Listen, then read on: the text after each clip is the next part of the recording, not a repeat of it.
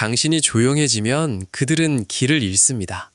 이것은 단순히 연락이 끊긴다는 뜻이 아닙니다.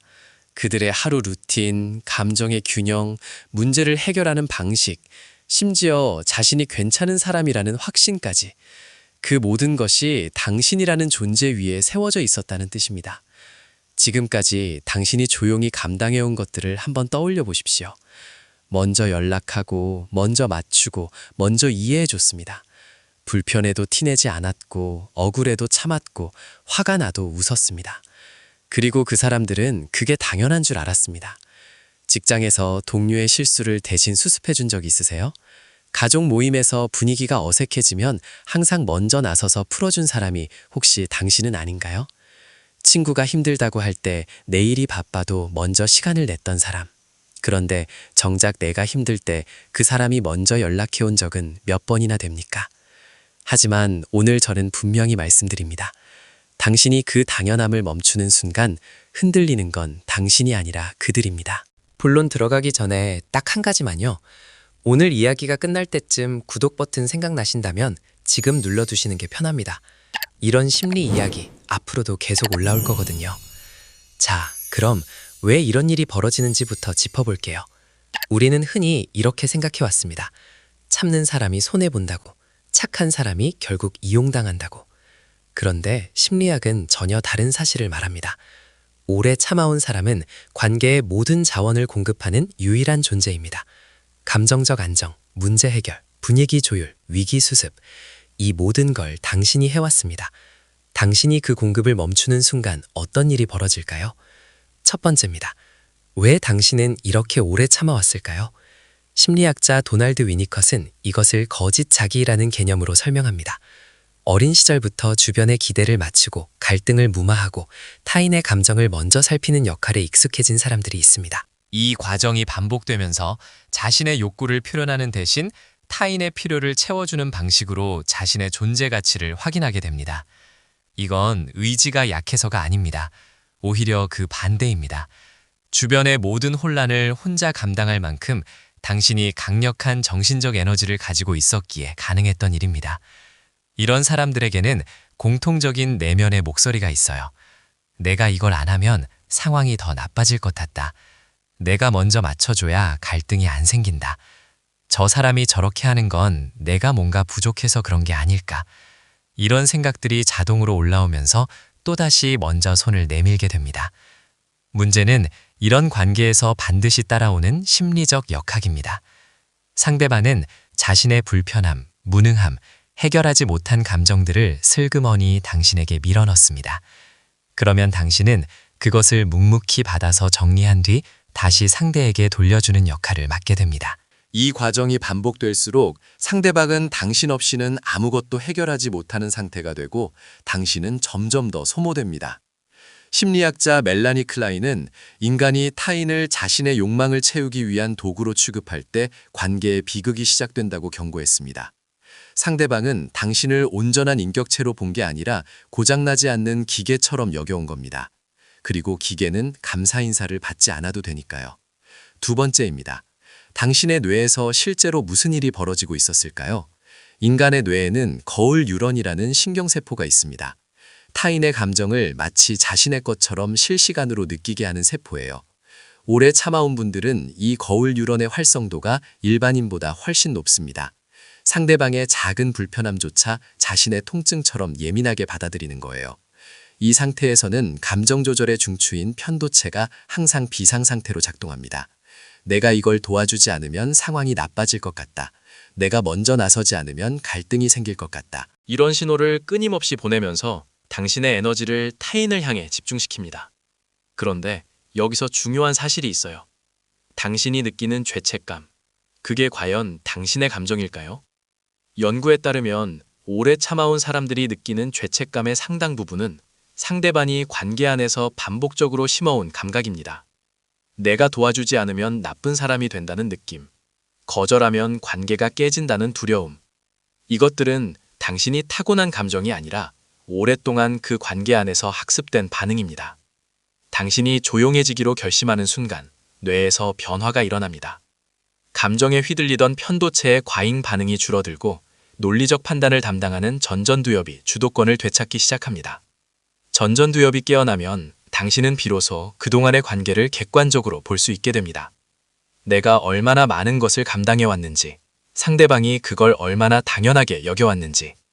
반면에 당신에게 기대어온 사람들의 뇌는 이제부터 혼란을 경험하게 됩니다. 항상 해결해주던 사람이 사라지자 스스로 문제를 해결하는 뇌의 기능이 제대로 작동하지 않는 겁니다. 그들이 당신에게 쏟아내는 서운함이나 분노는 사실 자신의 뇌가 제 기능을 발휘하지 못해 겪는 공포의 표현일 뿐입니다. 당신을 비난하는 게 아니라 본인들이 얼마나 당신에게 의존해 왔는지를 그 분노가 증명하고 있는 거예요. 세 번째입니다. 그렇다면 실제로 어떻게 해야 할까요? 3가지 실전 방법을 드릴게요. 첫 번째 방법입니다. 즉각적으로 반응하지 마세요. 누군가 당연하다는 듯 부탁을 해올 때 예전에 당신이라면 바로 응했겠지만 이제는 다릅니다. 바로 대답하지 말고 최소 5초의 공백을 두세요. 조용히 상대를 바라보는 것만으로도 충분합니다. 화를 낼 필요 없어요. 흥분할 필요도 없어요. 그 짧은 침묵이 상대방에게 강력한 신호를 보냅니다. 이 사람이 예전과 달라졌다는 것을요. 실제로 이런 분이 계셨어요. 10년 넘게 팀에서 모든 굳은 일을 도맡아 하던 분이었습니다. 어느 날 동료가 또 이거 좀 부탁해도 돼? 하고 말을 꺼냈을 때 처음으로 바로 대답하지 않았습니다. 그냥 조용히 바라봤어요. 그 5초가 어색해진 건 그분이 아니라 동료였습니다. 동료가 먼저 아니면 됐어 하고 물러섰습니다. 그게 처음이었다고 하더라고요. 두 번째 방법입니다. 경계를 선언하는 문장을 준비해 두세요. 감정적으로 맞서 싸우는 게 아닙니다. 짧고 명확한 문장이면 충분해요. 그건 제가 결정할 일이에요. 지금은 제가 여유가 없어요. 도와드리는 건 제 선택이지 당연한 게 아니에요. 이 문장들은 길게 설명할 필요도 없고 사과할 필요도 없습니다. 설명이 길어질수록 상대방이 파고들 여지가 생깁니다. 짧고 담백하게 그리고 흔들리지 않게. 처음에는 어색할 거예요. 죄책감이 올라올 수도 있어요. 근데 그 죄책감이 올라오는 순간 이렇게 생각해 보세요. 이 감각이 진짜 내 감정인가? 아니면 오랫동안 그 관계 안에서 학습된 반응인가? 그 질문 하나가 죄책감의 힘을 현저히 약하게 만들어줍니다. 세 번째 방법입니다. 에너지를 선택적으로 쓰기 시작하세요. 당신이 가진 시간, 지식, 감정, 체력, 이것들은 유한합니다. 지금까지는 이 자원들이 요청이 오는 방향으로 자동으로 흘러갔어요. 이제부터는 방향을 바꿔야 합니다. 단톡방에 질문이 올라와도 당신만 아는 답을 항상 먼저 써줄 필요 없습니다. 모든 연락에 즉각 응답하지 않아도 됩니다. 내 일이 있는데 다른 사람 일을 먼저 처리하지 않아도 됩니다. 이건 차갑게 변하는 게 아니에요. 당신의 에너지를 당신 자신에게 돌려주는 겁니다. 그리고 한 가지 더, 당신이 에너지를 거두기 시작하면 반드시 반응이 옵니다. 왜 요즘 연락이 없냐, 예전 같지 않다, 변했다, 이런 말들이 나올 거예요. 그때 기억하세요. 그 말들은 당신이 잘못됐다는 신호가 아닙니다. 당신이 얼마나 많은 것을 공급해 왔는지를 그들 스스로 확인하는 과정입니다. 철학자 니체는 인간의 정신이 3단계를 거쳐 성장한다고 말했습니다. 타인의 기대를 짊어지고 묵묵히 걷는 낙타의 단계, 그 짐을 벗어던지고 스스로의 의지로 서는 사자의 단계, 그리고 마침내 자신만의 가치를 창조하는 아이의 단계. 지금까지 당신은 가장 충실한 낙타로 살아왔습니다. 남들이 지워준 짐을 군말 없이 감당하면서요. 이제 당신이 그 짐을 내려놓는 건 누군가를 해치는 행위가 아닙니다. 스스로 설 수 있는 사람으로 다시 돌아오는 일입니다. 당신을 불편해하는 사람들이 있을 겁니다. 당신이 변했다고, 차가워졌다고 말할 수도 있어요. 하지만 그건 그들이 당신의 에너지를 잃어버린 것에 대한 반응일 뿐입니다. 진짜 관계는 서로의 경계를 존중하는 지점에서 시작됩니다. 당신이 세운 경계가 무리한 자들을 걸러내고 진짜 당신 편인 사람들을 남게 합니다. 오늘 이야기를 마무리할게요. 당신이 조용해지는 건 누군가를 벌주는 게 아닙니다. 오랫동안 타인을 향해 흘러가던 에너지를 드디어 자신에게로 돌리는 겁니다. 그동안 당신은 충분히 해왔습니다. 충분히 맞춰왔고, 충분히 참아왔고, 충분히 감당해왔습니다. 이제 그 충분함이 당신 자신을 위해 쓰일 차례입니다. 누군가에게 필요한 사람이 되어야 한다는 강박을 내려놓을 때 당신의 내면에는 이전에 보지 못한 단단한 기둥이 세워집니다. 그 기둥은 타인의 칭찬이나 비난에 흔들리지 않습니다. 오직 당신 자신의 내면의 목소리에만 반응하게 됩니다. 독해진 게 아닙니다. 비로소 자기 자신으로 돌아온 겁니다.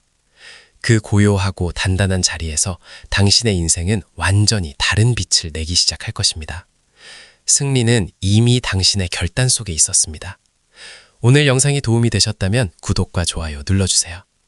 오래 참다가 조용히 멈춰본 경험이 있으신 분들, 그때 어떤 변화가 있었는지 댓글로 나눠주세요. 여러분의 이야기가 같은 상황에 있는 다른 분들한테 분명 큰 힘이 될 겁니다. 다음 시간에도 일상과 맞닿은 심리 이야기로 찾아오겠습니다. 감사합니다.